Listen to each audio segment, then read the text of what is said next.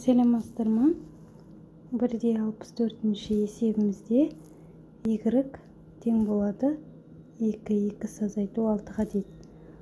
Бұл жерде бізге координаталар осьтері мен қиылысу нүктелерін табында дейді. Егер де біз мысалға x-тің орнына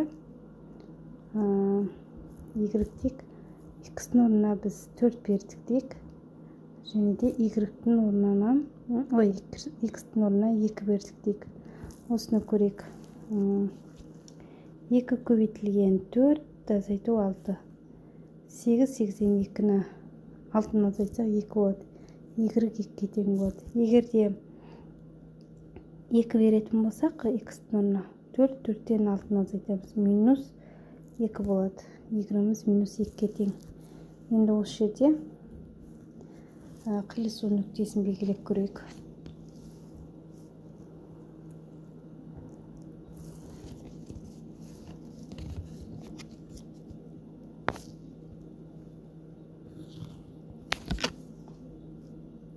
X болады, бұл Y болады. Онда 1, 2. Мұнда 1, 2, 3, 4. Y минус 1, Y минус 2, X минус 1, минус 2. Енді бізде X 4-те, Y 2. Мына жерде болады. X 4-те, Y 2. Ал X 2-де, Y минус 2.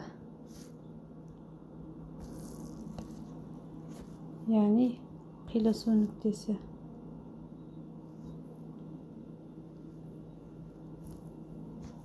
Бұл жерде X-тің орнына сіздер кез келген бір санды қойсаңыздар болады.